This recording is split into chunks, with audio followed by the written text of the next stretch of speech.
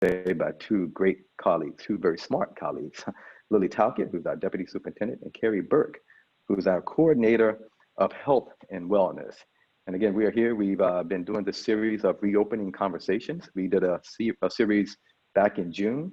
At the time, we explored the many options and scenarios we were planning for without having any guidance from our state and no decisions from our governor. We just wanted to explore what were some potential options. We now have new and updated information, and we wish to put some of that thinking in front of you. Going back to March 13th, which was probably the toughest decision of my career, was to close our school buildings. We said then, and we reiterated again back in June. We said, this deadly virus and the course, along with the decisions of our governor, would dictate what we would be able to do this fall. I'm so proud to be a community member and living in this community. What we did, we knew that our behaviors would give us an opportunity to be back in school or not. I'm happy to say that based on the formula that the governor has put forward in our region, we are able and we are asked to reopen our buildings. That's good news. We wish to talk with you about what that could look like for us, but still knowing that we have much work to do to get to that opening day. As I've learned, as all of you have learned, things change quickly and often. So what we're presenting to you today is our current and most recent thinking as of July the 24th at 12:03. We have a plan that is due to our state education department, the written plan that many of you have asked for. We're working on that. We just received guidance from our state last Thursday, which seems like 4 months ago in our world. We've been working nonstop to put together a plan based on that guidance. Our plan is up to 200+ pages. I promise you, we will post it soon. We will get it to the state ed department in time. And that plan will be, again, a version 1, because we still anticipate shifts and we are asking for everyone to be flexible. What's on your screen now, you see our vision and mission statement. And for us, that vision and mission statement it's more than just a slogan. It's more than just something that looks good on a t-shirt. And I'm sure all of you, anyone who's on this call has seen this t-shirt in Wegmans or someplace in the community where folks have had our vision and mission there. For us, thinking has been, yes, being innovative and creative. You're going to see how we sought to be innovative and creative with our plans for reopening.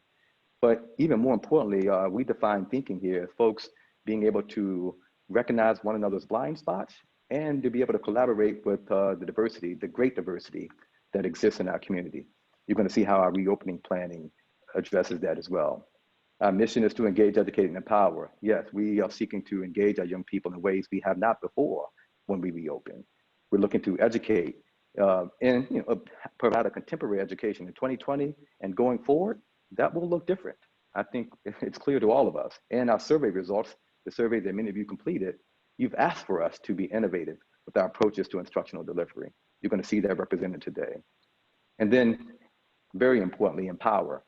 So we spent a lot of time defining what would empowerment and what would empower mean for us as an organization. And we've landed on, that looks like providing voice and choice.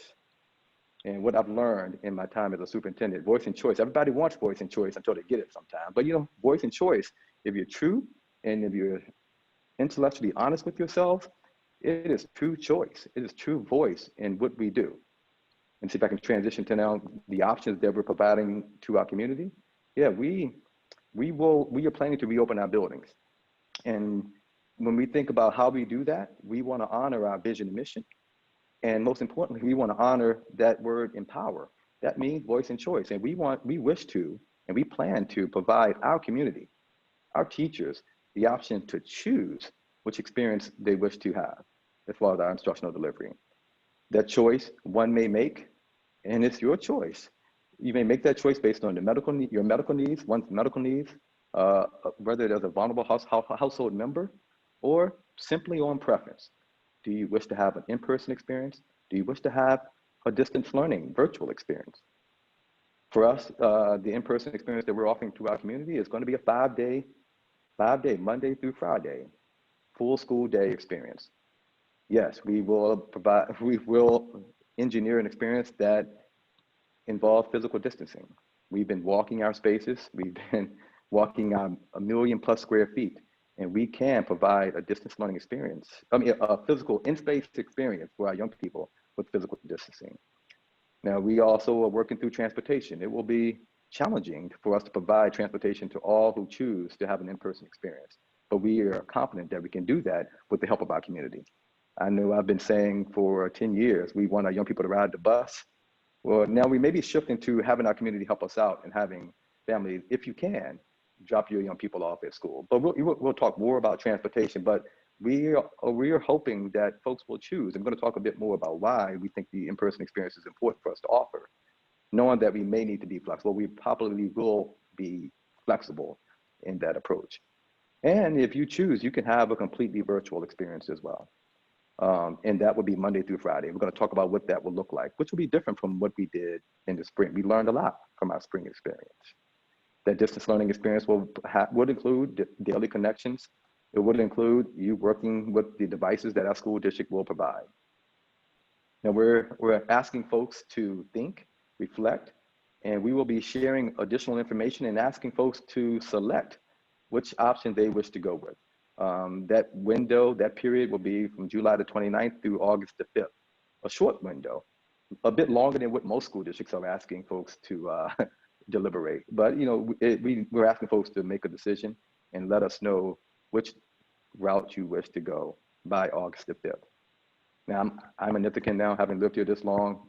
I know in our town, when we say voice and choice, how we want folks to make a selection, and we hope that you will have that selection be your choice or your option for the first semester. We will revisit for second semester, but we also know that there are circumstances that we need to think through, and if folks change their minds, we will navigate that carefully as too. But we're also asking folks to make a decision because we need to plan, and we hope that you will honor that decision as long as you can. Now, why? Why are we offering this kind of choice? Again, one is consistent with our mission and vision and the culture that we're trying to build here.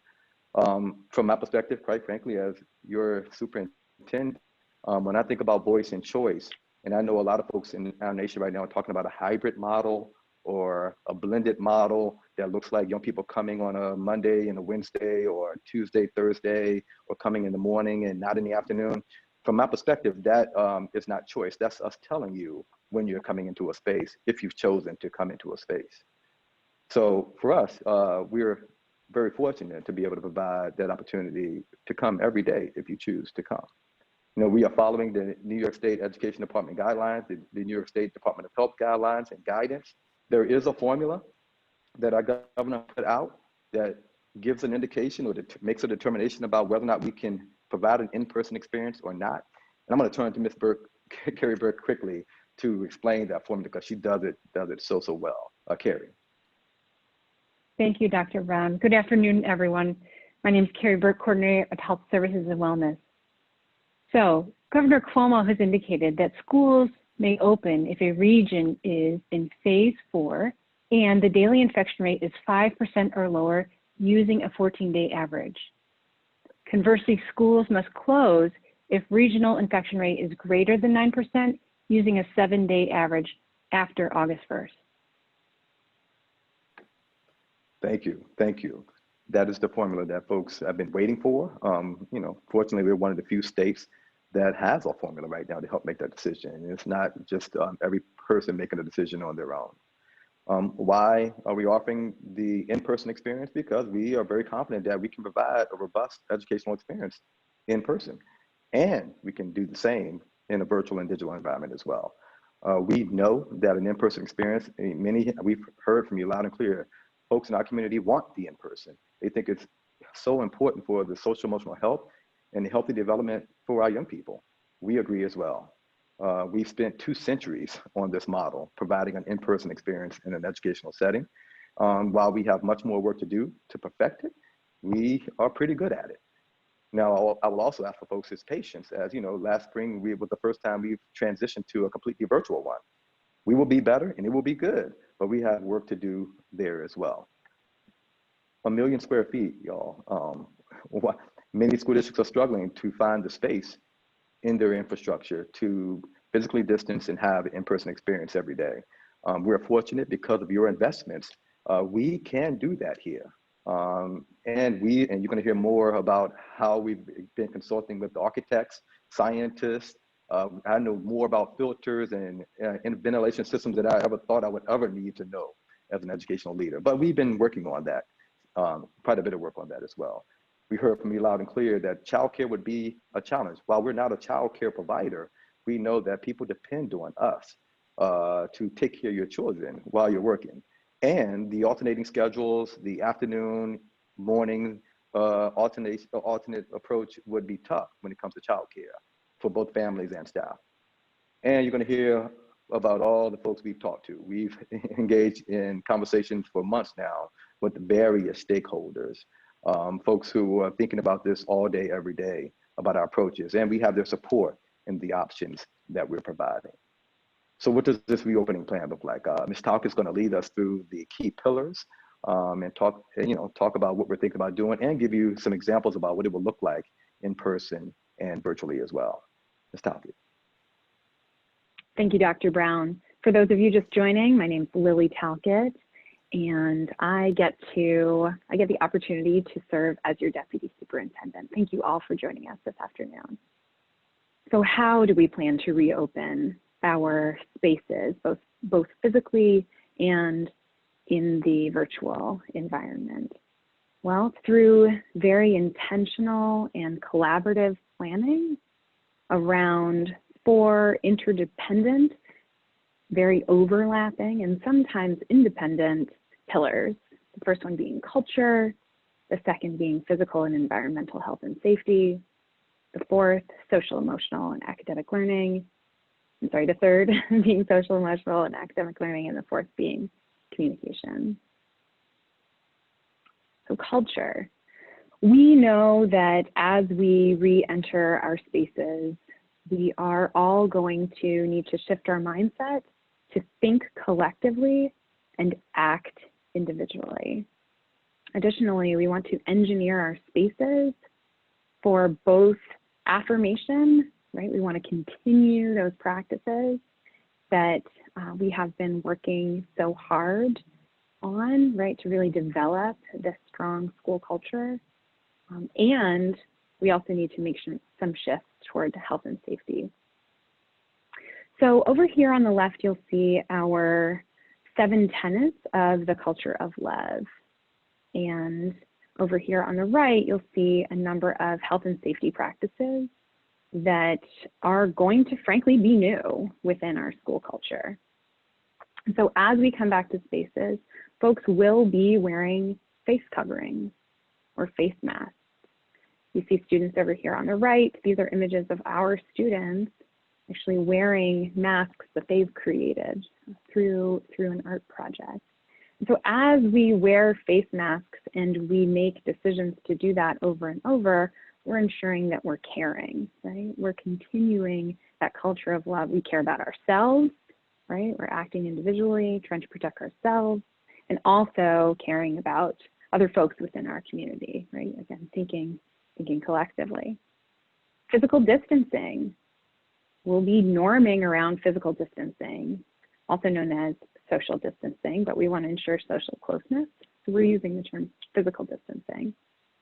Ensuring that folks are staying 6 feet apart from one another, and that will require all of us to be committed. It's also important to note regarding face coverings and physical distancing that we'll maintain physical distancing and may not have to wear masks, right, if we're able to keep that 6 feet of distance, and will be donning masks when we're unable to, if we're in common spaces and hallways, school buses, etc. Screening. That will require all of us to be honest. Each morning, I wake up and take my temperature and fill out my daily screener before I come into work each day, right? I need to honestly reflect where I am in terms of my symptoms, and frankly, all of us will need to engage in that. We'll need family support in terms of that, and we'll work very closely with our families to help make that process as seamless as possible. Hand washing, that's going to require a great deal of patience, as we know we need to wash our hands for 20 seconds or sing that happy birthday song 2 times in a row, right? We're going to have to be selfless. We know that that takes a great deal of time. And then restorative practices.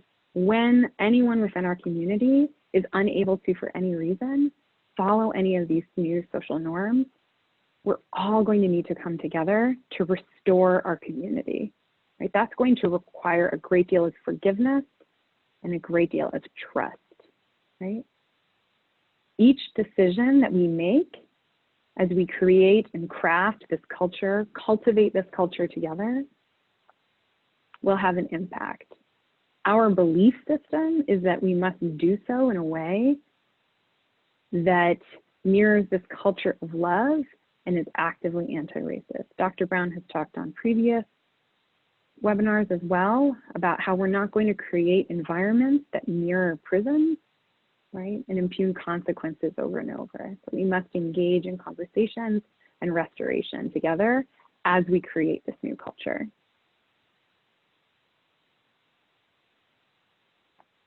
Physical and environmental health and safety is our second pillar.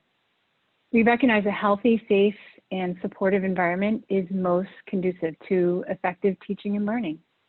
Our policies, practices, and procedures are designed to support the health and safety of our school community. Reopening school requires a combination of new and enhanced measures at the individual, building, and district level. The guidance from state and federal agencies includes a number of strategies, which in combination can reduce the risk of COVID-19 transmission. Much of the information you've heard to date focuses on individual behaviors, and we are planning to support those in every way possible, in the ways that Ms. Talca just discussed around culture, but also in terms of ensuring adequate supplies of masks, tissues, access to soap and water, and hand sanitizer. But it's important to note we're giving equal or even greater consideration to our practices and systems. Rethinking the way that students and staff do school, encouraging our young people and our staff to stay home when they're sick. There's no more toughing it out. Limiting access to our buildings, limiting non-essential visitors, volunteers, or activities that involve outside groups. This concept of cohorting, which I'm sure you've heard something about, where we work to keep students and staff grouping static by having the same group of students stay with the same staff on a daily basis. Limiting our gatherings, our events, extracurricular activities to those that can support physical distancing and hygiene. And then, of course, implementing daily health screening assessment for students, staff, and visitors.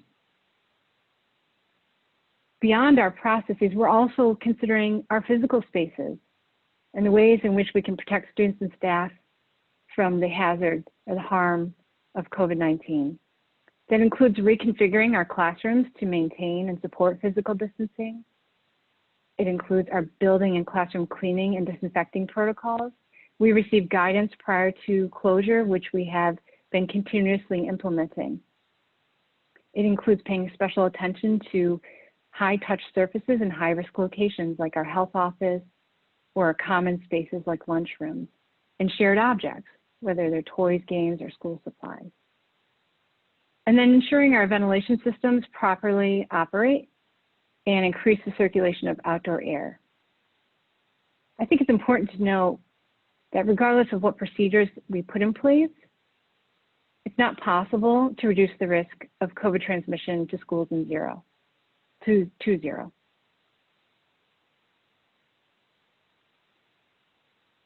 Our work has been informed by guidance from New York State agencies, including the Department of Health, the Department of Transportation, and the Education Department.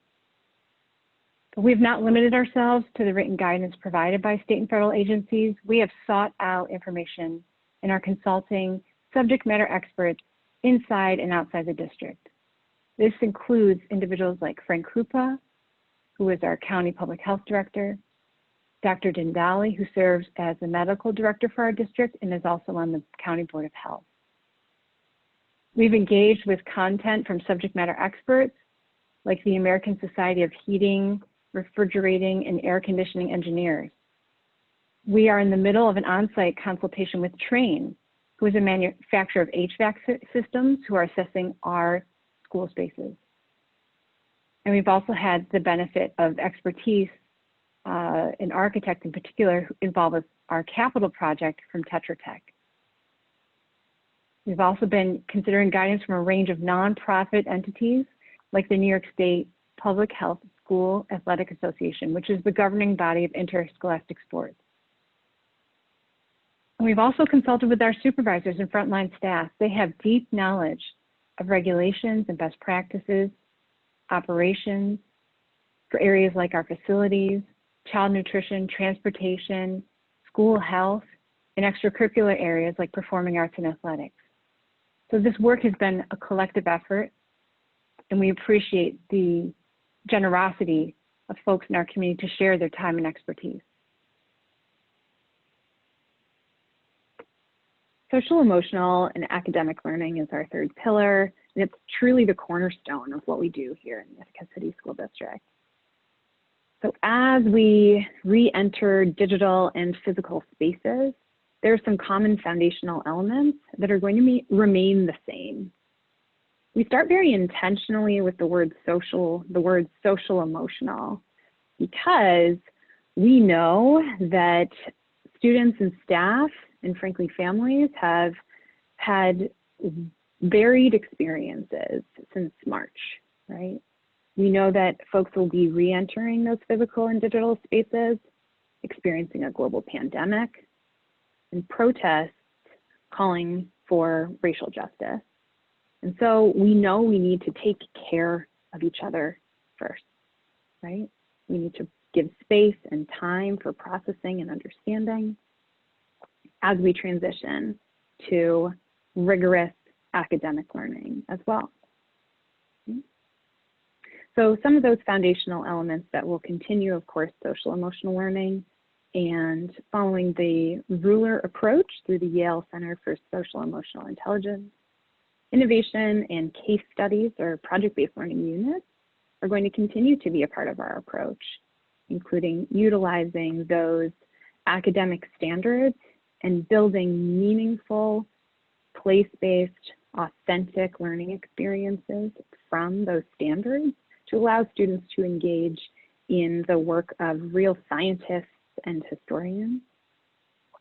Those culturally responsive practices that we've been really perfecting over the last several years, working to validate and affirm our young people and also help them build and bridge to school culture.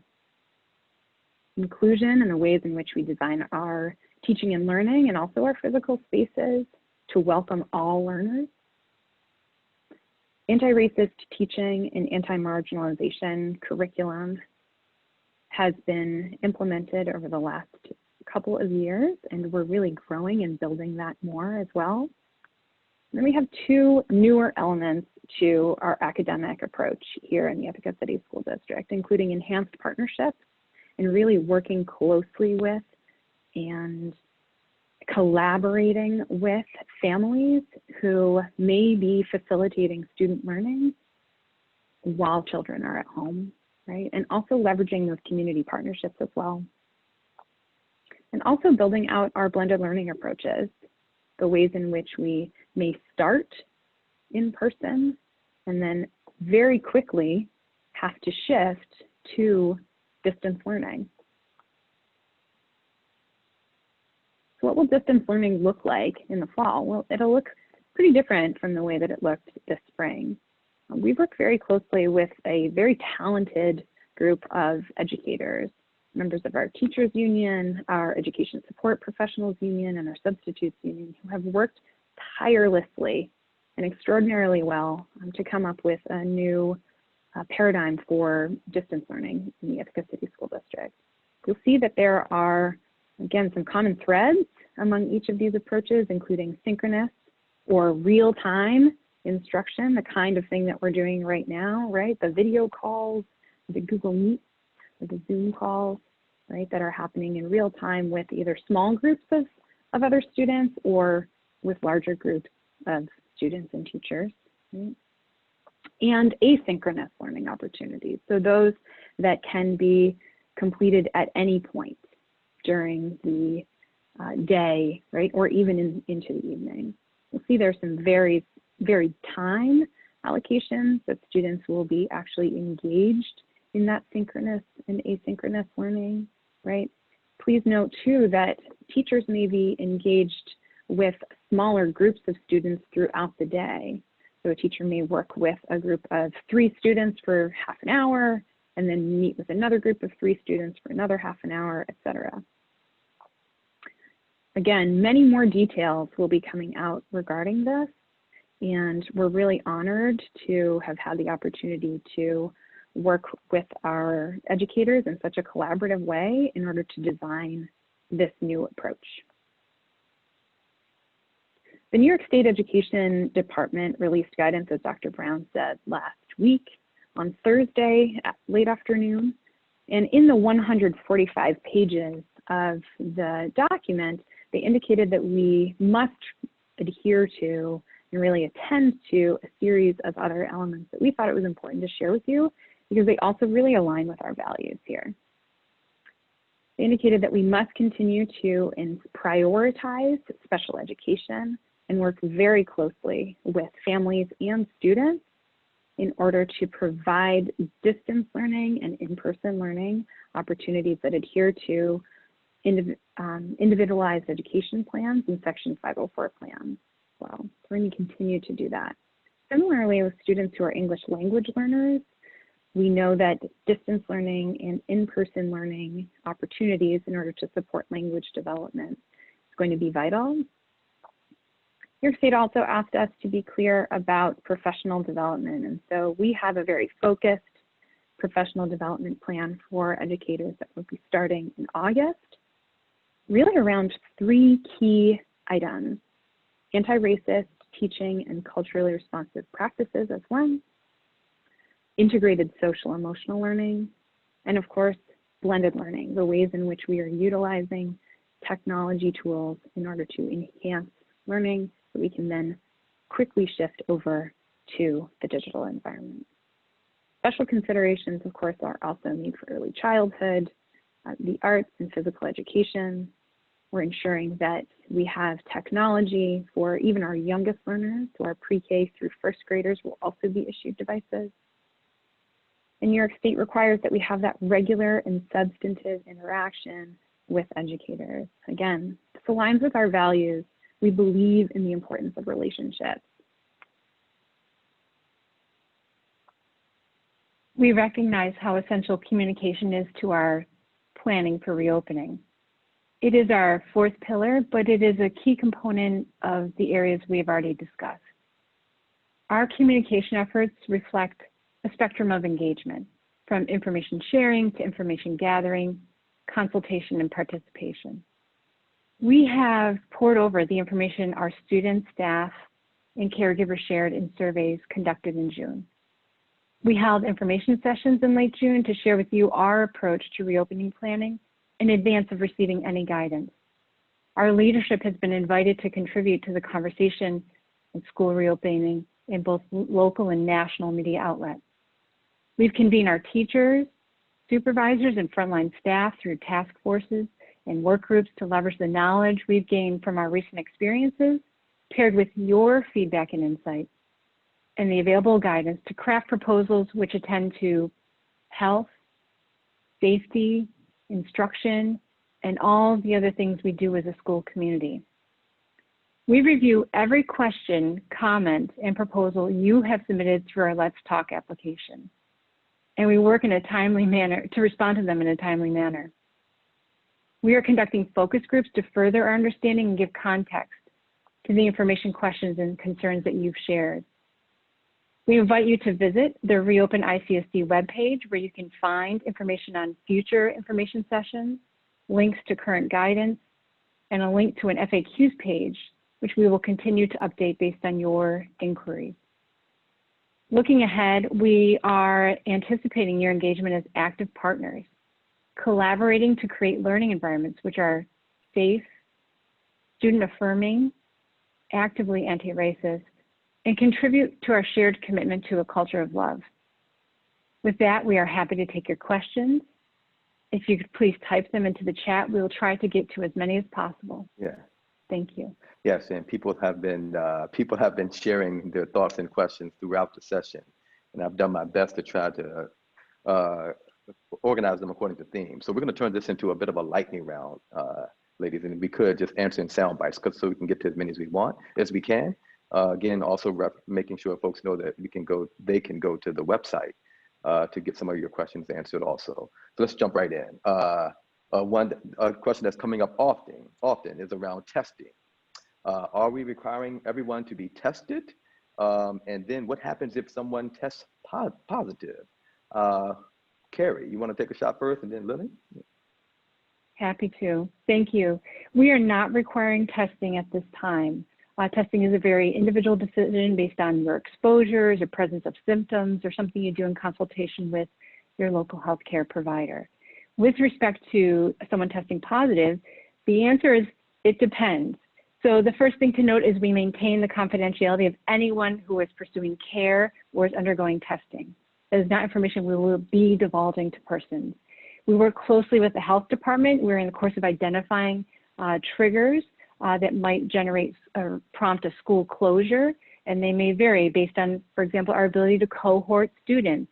If we're doing that diligently, we may find ourselves in a place where we're just closing an individual classroom rather than an entire school site. It's important to note the schools are not responsible for testing or contact tracing activities. We merely support those activities as conducted by the health department. They are the ones who are responsible for contact tracing, determining whether someone needs to isolate or quarantine, and the duration of that, as well as any recommendations about testing. I will add that go ahead. Sorry, Dr. Brown? Okay. I will add that the New York State Education Department guidance, that 145-page document that I referenced earlier, it indicated that it actually strongly discourages school districts to engage in testing, but to collaborate very closely with our local health department, which we do. At this point, we're back to just about daily, although we have our structured meetings once a week as well.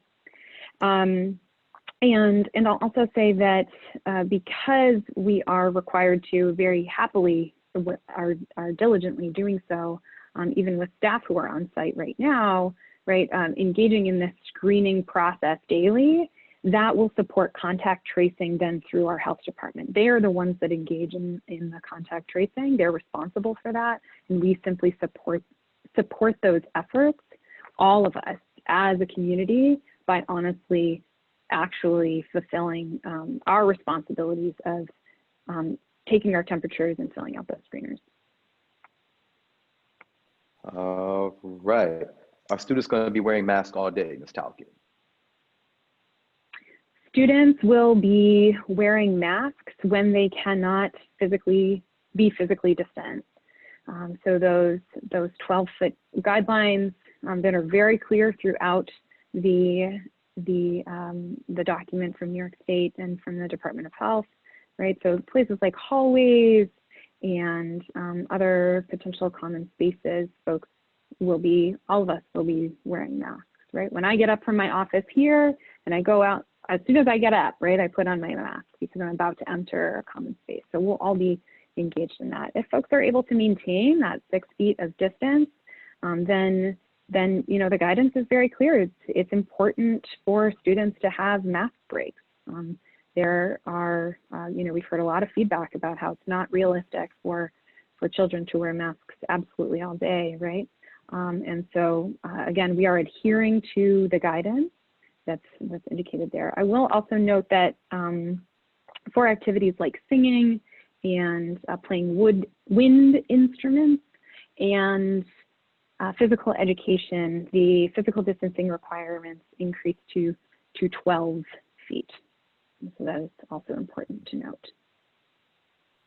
Lily, I would like to add that too. I think that I would just add that it recognizes that there are some students who are unable to wear a mask for medical or mental health concerns, and so the guidance does allow for those exemptions.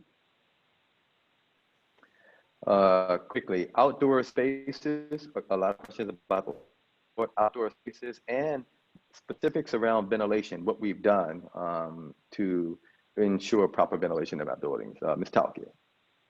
Great. So outdoor spaces, many of our schools have fantastic outdoor spaces that are excellent for teaching and learning. And so, of course, we are encouraging folks to continue to utilize those outdoor spaces. So we have a couple of schools that have wilderness trails. We have folks that have land. They may have a park across the street. You know, one of our schools, we actually own the park that's across the street, right? And so, of course, we continue to encourage folks to engage in that place-based learning. And a lot of our project-based learning units actually align very closely with that. So we're going to continue to look at that.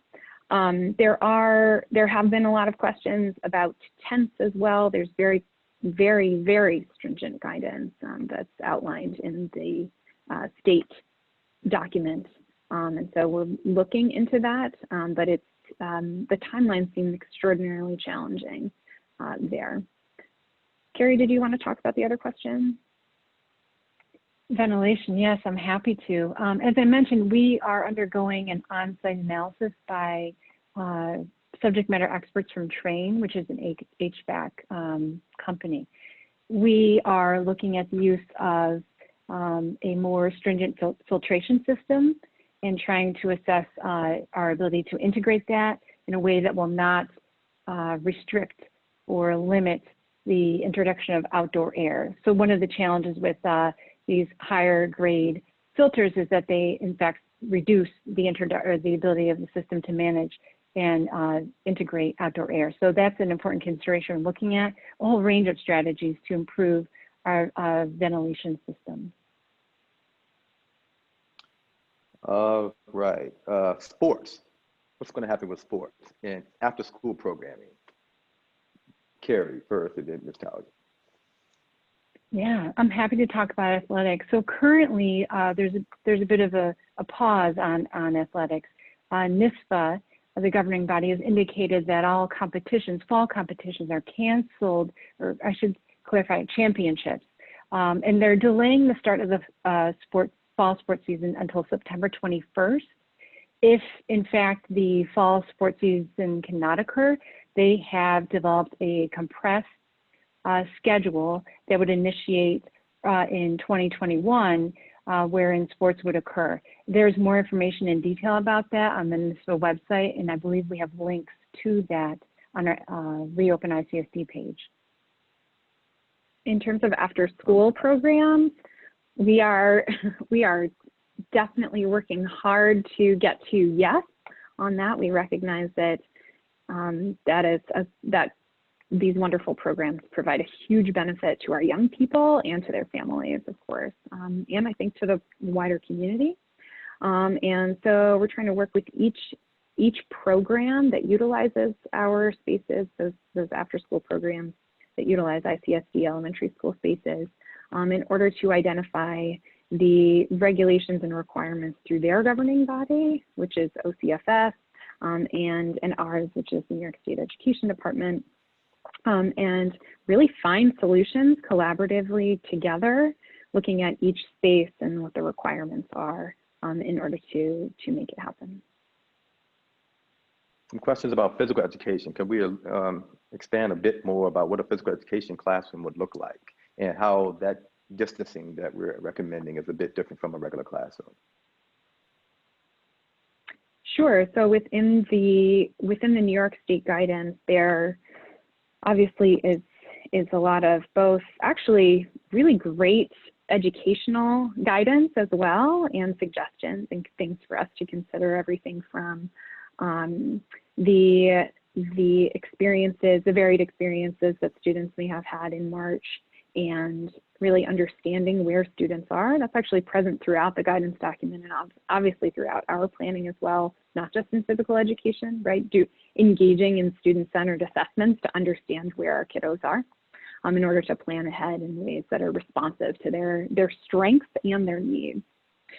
And so there's a lot of that within the document. And then also there's quite a bit about health and safety. So just understanding that With increased exercise comes increased breathing, and their guidance is clear that in order to keep as safe an environment as possible, you needed to increase that requirement to the 12 feet. So obviously we're looking at utilizing outdoor spaces as much as possible, and we've done an extremely thorough examination of all of our physical spaces to determine where classes could be held, including physical education classes, and what the capacity of each of those spaces are in order to allow for students to continue to maintain that space. If students are engaged in sports or activities, physical education learning activities that necessitate closer contact, they'll continue to wear masks. Carrie, did I leave anything out there? No, I think we're considering a range of strategies, everything from a PE teacher pushing into a classroom to do, again, low impact activities and creative use of our outdoor and indoor spaces. We only have about 2 more minutes left, and we said we would stop to honor everyone's time. Thank you all for joining, but I need to reiterate our community, through our surveys, through your comments over the years, and particularly since we closed in March, you asked us to be innovative and use this time to rethink how we deliver instruction in our school district. There are hundreds of questions coming in, and many of those questions are asking for very specific details about what this is going to look like. Now, I know it's tough to say, and I'm going to ask for your patience. We can't tell you exactly what it's going to look like. We're providing some guidance. We're trusting the amazing educators in our school district to design things that will meet the needs of learners in a way that's culturally responsive and inclusive and innovative. But if we were to come here today and say, this is exactly what it's going to look like for your kindergarten next year, or for your 9th grader next year, that would be disingenuous, quite frankly, and that would not be innovation. Yes, I'm as uncomfortable about what it's going to look like as anyone else. And I don't know what it's going to look like because it's never been done. So yeah, but what I do know is I trust this community and I trust the educators here to design something that will be outstanding. And that's what we're going for. And I also know that we're going to provide choice, and we're going to ask folks to choose. And quite frankly, we know the people who live here, if you choose and you don't like your choice, come talk to us and we will help you pick another choice. So, I mean, we're asking for your support. We're asking for your patience. And we're asking you to allow us to do what you requiring us to do, and that's to be innovative. And we don't know what it's going to look like exactly, but we're working every single day, all day, to flesh out the details, and at the same time knowing that things can change in a moment's time, because that's happened to us over and over again. So again, thank you. We have other sessions coming up. We have a session this weekend. We have a session again on Tuesday morning. We're sharing different information each time because the questions are different. Other folks are asking questions that we haven't thought of. That's the beauty of our great community. So keep tuning in, bring a friend, and engage with us on this journey. Again, thank you for being here, and I look forward to doing more work with you over the coming months and over the coming years. Thank you.